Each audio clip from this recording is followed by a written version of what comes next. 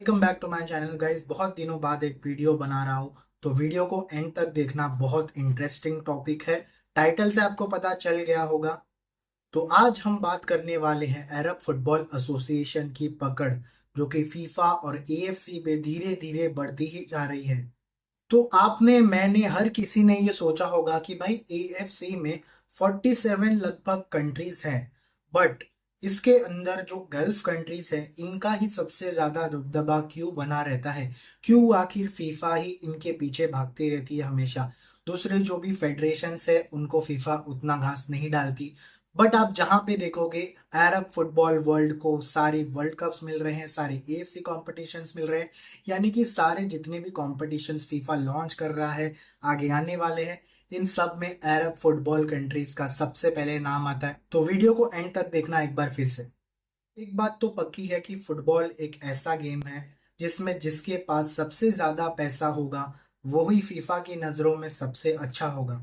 अगर आप अच्छी फुटबॉलिंग कंट्री नहीं हो, जिसके पास टैलेंट वगैरह नहीं है, तो आप पैसे देके फीफा को इम्प्रेस कर सकते हो। बट हम यहाँ पे बात करने वाले हैं गल्फ फुटबॉलिंग कंट्रीज की। तो शुरुआत करते हैं कतर से। तो गाइस, फीफा वर्ल्ड कप 2022 जो कतर में हुआ था, अगर आपको पता हो या ना पता हो तो मैं आपको बता दूं।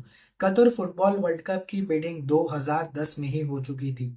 जी हाँ, और ये लीगली नहीं, काफी इलीगल तरीके से हुई थी। काफी बड़ा एक्सपोजे उस टाइम पे हुआ था फीफा की तरफ से। तो अगर आप फुटबॉल में न्यू हो तो मैं आपको बता दूं कि कतर ने फीफा 2022 वर्ल्ड कप की नींव 2010 में रखी थी। पैसे देकर ही कतर ने फीफा वर्ल्ड कप 2022 के राइट्स खरीदे। यहाँ पे बहुत बड़ा एक एक्सपोजे भी हुआ था, जिसके अंदर 24 में से कम 13 ऐसे करप्ट ऑफिशियल्स को रिश्वत लेते हुए पाया गया था। और यहाँ पे यूएस जस्टिस डिपार्टमेंट की अगर हम माने तो यहाँ पे मिलियंस ऑफ डॉलर्स का लेन देन हुआ था। यहाँ तक कि एक अफ्रीकन ऑफिशियल को तो 1.5 मिलियन डॉलर्स का भी ऑफर आया था। तो करप्शन की बात छोड़ दो, अगर हम एमनेस्टी इंटरनेशनल की रिपोर्ट पे माने, यूके गार्डियन की रिपोर्ट्स पे माने, तो कतर वर्ल्ड कप के जो स्टेडियम्स बने थे उसको बनाने वाले कम से कम 6,500 साउथ एशियन, अफ्रीकन एंड दूसरे लेबरर्स की मौत हो चुकी थी। तो ये एक काफी बड़ा ह्यूमैनिटेरियन क्राइसिस भी उस वक्त पे बताया गया था। पर फीफा को क्या है, फीफा को तो बस पैसे से मतलब है। तो ये तो हो गई गाइस कतर की बात। अब बात करते हैं सऊदी अरेबिया की। सऊदी अरेबिया पिछले कुछ सालों में फुटबॉल की दुनिया में काफी ज्यादा उभर कर आया है। तो अगर हम सऊदी अरेबिया की बात करें तो 2034 का जो वर्ल्ड कप होने वाला है उसके होस्टिंग राइट्स सऊदी अरेबिया को मिल चुके हैं। बट इसके पीछे भी एक ट्विस्ट है। रिपोर्ट्स के माने तो फीफा ने टाइमलाइन जानबूझ के इतना शॉर्ट रखा, इतना कम रखा, कि सऊदी अरेबिया को इसमें बेनिफिट मिला और दूसरी कोई कंट्रीज बिड कर ही नहीं पाई, जिसके वजह से ये बिडिंग सऊदी अरेबिया को दे दी गई। और इस तरह 2024 का world cup right Saudi Arabia ने जीत लिया। कई न्यूज आर्टिकल्स और सोर्सेस ने यह बोला कि ये सारा प्रोसेस फेक था। Saudi already world cup host करने ही वाला था, ये सबको पता है। But just for the sake of it FIFA ने ये प्रोसेस लॉन्च किया। और कतर अगर ह्यूमन राइट्स वायलेशन में आगे था तो सऊदी ने कहा हम कैसे पीछे रह जाए। पिछले कुछ सालों में काफी ज्यादा यहाँ पे ह्यूमन एग्जीक्यूशंस की बातें आई है। 1000+ एग्जीक्यूशंस, वुमेन्स राइट्स का इश्यूज, अगर ये सारी चीजों को अगर हम मानते हैं तो सऊदी भी काफी ज्यादा ब्लैक होल में है। बट एक बार फिर से फीफा को क्या, फीफा ने तो कहा सब चंगा सी, और 2034 के राइट सऊदी को दे दिए। इसी तरह सऊदी का इन्फ्लुएंस काफी ज्यादा बढ़ रहा है थैंक्स टू द पीआईएफ, जो कि पब्लिक इन्वेस्टमेंट फंड है। तो यहाँ पे हमको एक पैटर्न इमर्ज होते हुए दिख रहा है कि सारे AFC tournaments Saudi, Qatar, UAE की पॉकेट में। FIFA world cup and FIFA certified tournaments भी सऊदी, कतर और यूएई के पॉकेट में। तो धीरे धीरे एक पकड़ ऑयल नेशंस बना रही है फीफा और एएफसी पर। और इसी वजह से हमको पिछले कुछ दिनों में एक न्यूज सुनने को मिली थी कि जापान कंसीडर कर रहा है एक ईस्ट एशियन फुटबॉल फेडरेशन बनाने की, जो कि अरब कंट्रीज से अलग होगी। इसमें शायद जापान, साउथ कोरिया, ईरान और ये सारी टीम्स होगी। यहाँ तक कि ईरान, इराक, जो कि खुद गल्फ नेशंस काउंट होते हैं, वो भी कतर, सऊदी, यूएई से खुश नहीं है। यहाँ तक कि एएफसी में जो कॉम्पिटिशन्स होते हैं उसमें सऊदी, कतर, इनके टीम्स को फेवर किया जाता है, चाहे वो नेशनल टीम हो या एएफसी चैंपियंस लीग की बात हो। इन कंट्रीज की टीम्स को ज्यादा रेस्ट डेज मिलते हैं, शॉर्टर ट्रेवल मिलते हैं, और ओवरऑल काफी ज्यादा बेनिफिट एंजॉय करते हैं।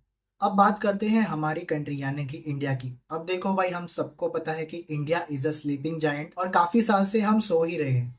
बट एक टाइम था जब कतर और इंडिया की मैच हो रही थी और मैच 1-1 पे ड्रॉ पे था और इंडिया बस हिस्ट्री बनाने ही वाला था world cup qualification 5th round में जाने के लिए। बट यहाँ पे आया एक काफी बड़ा कंट्रोवर्शियल डिसीजन।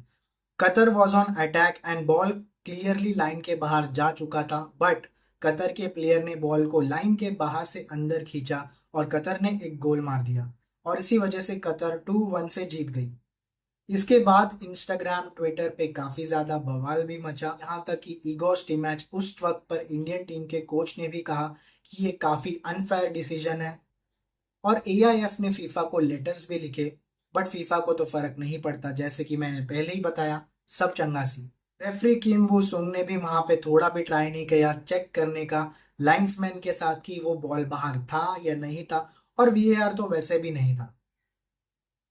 और इसी तरह कतार ने एक बार फिर से अपना पैसे का इन्फ्लुएंस यहाँ पे बता दिया।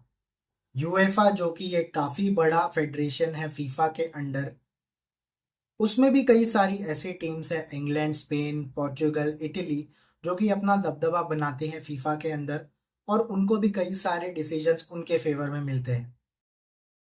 तो end of the day FIFA का ये साफ साफ कहना है कि football is not everyone's game, football these days is the game for the rich. अगर आप पैसा फेंकोगे अगर आप पैसा फेंकोगे तो आपको सारे बेनिफिट्स मिलेंगे। और ये ढोंग जो कि फुटबॉल सबका गेम है, अब ये ढोंग को बंद कर देना चाहिए। बिकॉज अगर आपके पास पैसा है या फिर काफी ज्यादा टैलेंट है तो वंस इन अ वाइल आप फीफा वर्ल्ड कप के लिए क्वालिफाई हो सकते हो।